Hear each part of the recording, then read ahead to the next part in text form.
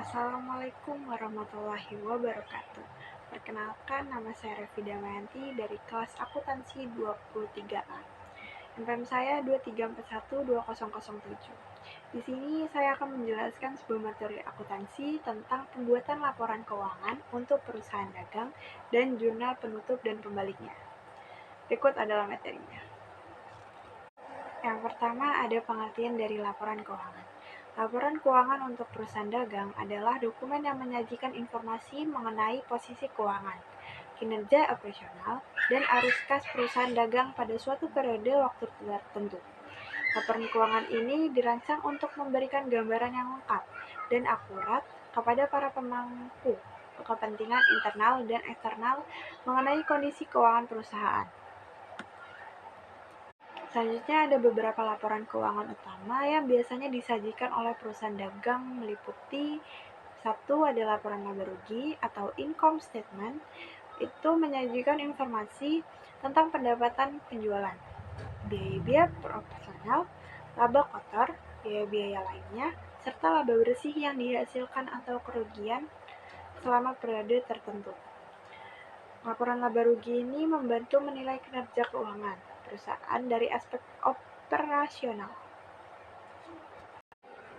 Yang kedua ada laporan perubahan ekuitas atau modal. Laporan perubahan modal ini adalah laporan yang berisikan perubahan modal pada saat-saat tertentu. Laporan perubahan modal akan menggambarkan modal awal, priva, laba rugi, dan modal akhir. Yang ketiga ada laporan neraca atau balance sheet, menunjukkan posisi keuangan perusahaan pada suatu titik waktu tertentu. Laporan neraca mencakup aset seperti kas, piutang usaha dan inventaris, kewajiban seperti hutang usaha dan liabilitas lainnya, dan ekuitas atau modal pemilik. Neraca memberikan gambaran tentang seberapa besar aset yang dimiliki dan sumber pembiayaannya. Yang keempat ada laporan arus kas atau cash flow statement, menyajikan aliran masuk dan keluar kas selama periode tertentu, terbagi menjadi aktivitas operasional, investasi, dan pembiayaan.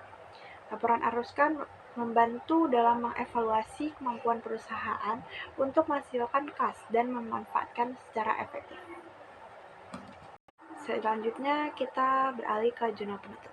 Pengertian dari jurnal penutup ini adalah bagian dari proses akuntansi yang dilakukan pada akhir periode akuntansi, atau biasanya setiap akhir bulan atau akhir tahun, untuk menutup sementara semua akun pendapatan, biaya, dan dividen, sehingga membentuk saldo awal untuk periode berikutnya. Tujuan dari jurnal penutup ini adalah menyajikan informasi yang akurat dan jelas mengenai laba bersih atau kerugian bersih yang dihasilkan selama periode tersebut. Ada proses jurnal penutup melibatkan 4 tahap utama, yaitu menutup akun pendapatan atau revenue akun. Pendapatan adalah salah satu akun yang terbuka selama periode dan harus ditutup pada akhirnya. Dalam tahap ini, total pendapatan atau misal penjualan dipindahkan ke akun laba bersih. Selanjutnya ada menutup akun biaya atau expense akun. Biaya juga merupakan akun yang terbuka selama periode. Total biaya seperti biaya operasional, bunga, dan lain-lain dipindahkan ke akun laba bersih. Selanjutnya ada menutup akun pendapatan dan biaya ke akun laba bersih atau income summary.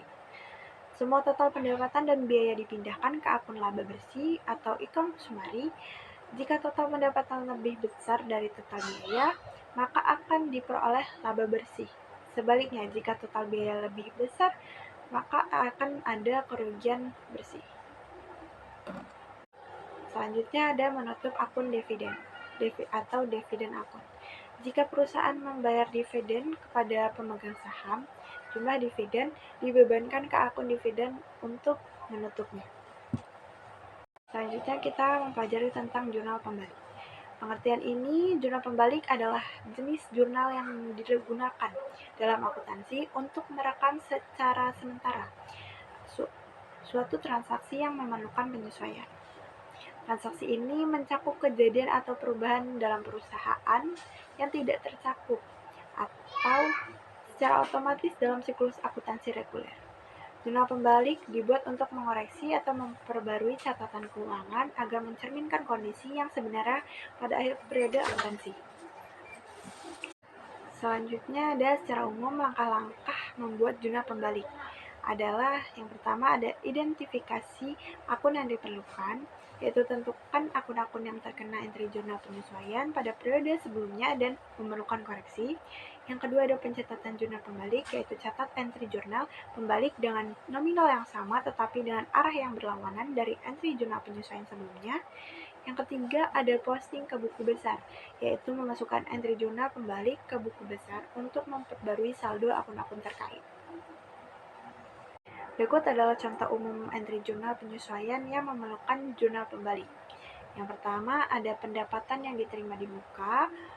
Jika perusahaan menerima uang di muka untuk layanan atau barang yang belum disediakan, entry jurnal penyesuaian dapat dibuka untuk merefleksikan pendapatan yang sebenarnya sudah dihasilkan. Jurnal pembalik akan mengoreksi ini pada awal periode berikutnya. Selanjutnya ada beban yang dibayar di muka atau prepaid expense. Jika perusahaan telah membayar beban yang akan digunakan dalam periode berikutnya, yaitu entry jurnal penyesuaian dapat dibuat untuk mengakui penggunaan sebenarnya. Jurnal pembalik akan mengoreksi ini pada awal periode berikutnya. Oke, sekian aja video dari saya. Semoga bermanfaat. Wassalamualaikum warahmatullahi wabarakatuh.